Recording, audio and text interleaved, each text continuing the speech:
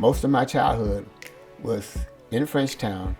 I went to a predominantly black elementary school, junior high school, and high school in Frenchtown, which was known as Lincoln High School. That school went from first grade all the way to 12th grade. Frenchtown is the oldest African American community in Florida. It was originally a French settlement. The French kind of migrated, I guess, west to New Orleans, and after that, African Americans moved into the community. It was a thriving community. It was a complete, comprehensive enclave of black people with grocery stores, service stations. It was a self-contained community. Frenchtown to me has been a beautiful place to live. It's always been a very good place to raise a family. At one time it was a very thriving community where you had a lot of businesses in the community. Macomb Street in Frenchtown was an urban entertainment district for African Americans. So we had the Deluxe Cafe, there was the Redbird Cafe, and the El Dorado Cafe, all in Frenchtown. And nationally renowned entertainers would come to these venues to perform. Gonna make a sentimental journey to new old memories. Got my back. When I grew up, Frenchtown was very vibrant. And that little area where the Renaissance Center is located was the hub of nightlife in the Frenchtown community. My father was, for the people of Frenchtown, a highly respected person. He was the first African American police officer hired in the city of Tallahassee. Some people think that, well, they hired three African Americans at the same time. They hired them in the same month or 2-month period, but he was the first one that they hired. He was highly respected in the community. He was a man of few words. He didn't say a lot, but when he spoke, people tended to listen to him. He had the reputation of being able to stop a knife fight without raising his voice. He could step into the middle of a conflict, a physical altercation, and say, stop, and people stopped.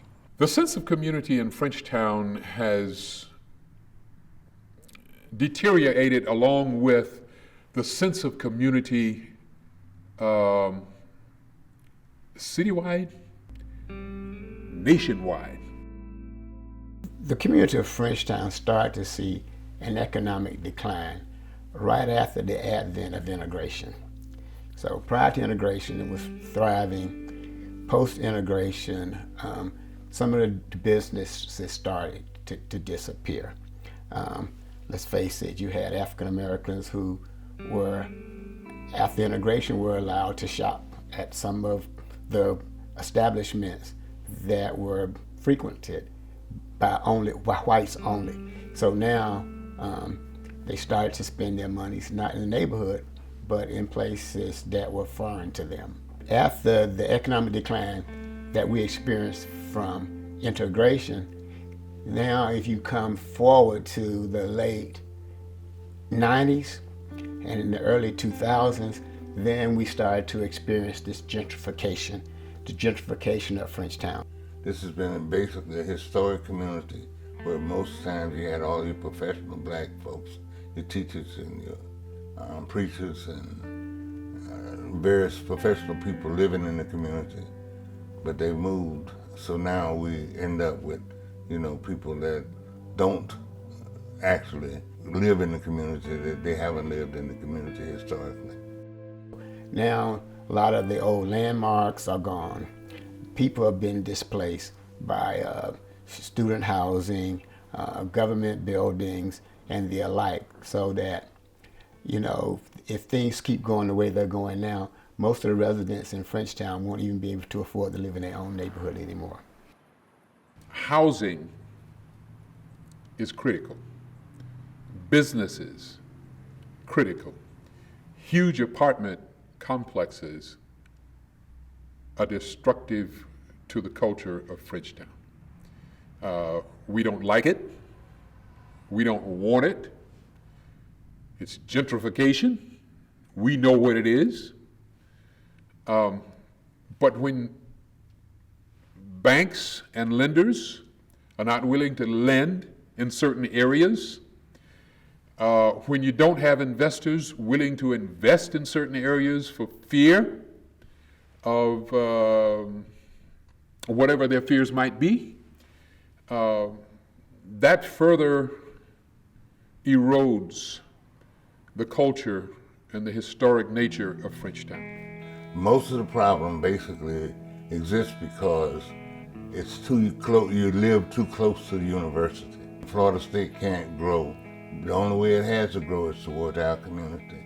You're going to find that people are going to be displaced because, number one, they can't afford to pay the taxes in the community. The taxes become higher than it costs to pay mortgages in the community. It will drive people out of the community.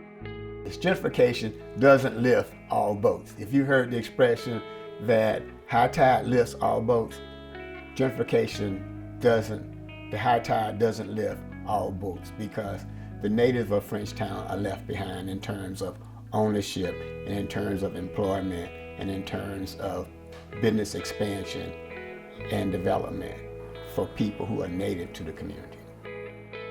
If we're going to build apartments, affordable apartments, so people who are working and people who are not two-parent house homes can afford to live there and send their kids to school. We need daycare centers in Frenchtown. We need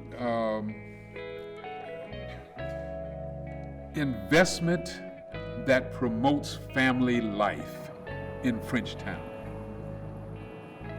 I'd really like to see us get more businesses back in the community, because right now we don't have anywhere for people to shop at all, hardly. Got a lot of barber shops and beauty salons, but not places where people can shop.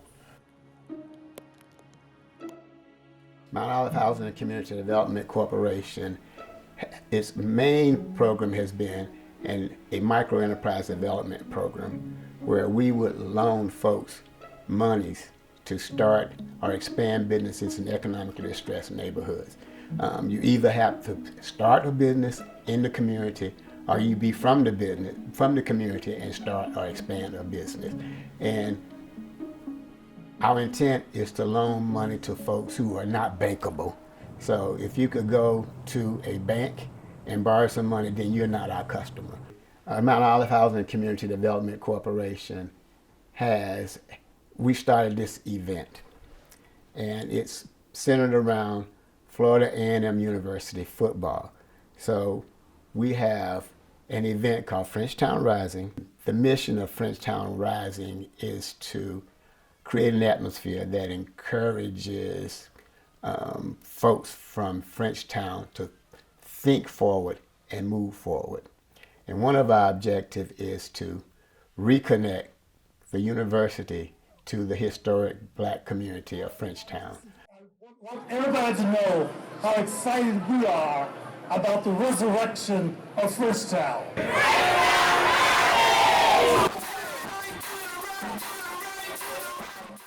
And it's produced each Friday before every FAMU home game. Now, what's amazing about this event is that we have anywhere from 30 to 54 vendors of all hue selling their wares, and we think the economic impact is huge. We're in the process of doing an economic impact analysis, but we think it's huge for Frenchtown and for the city of Tallahassee. In Frenchtown, 5 years from now, or maybe 10 years from now, we'd like to see more development, more ownership of businesses by the indigenous people of Frenchtown, and we like to see a great deal more workforce housing in Frenchtown that will attract some of the folks who used to live in Frenchtown, so should I say the families of some of those people used to live in Frenchtown, back to Frenchtown. Let's think about this. You ever see Africans come to America to get education? You see Chinese folks come to America to get education. What do? They take the fruit of their education back to Africa or back to China. We want to see black folks who families originated in Frenchtown, who have gone away, have gotten educated. We want them to bring the fruit of education back to Frenchtown.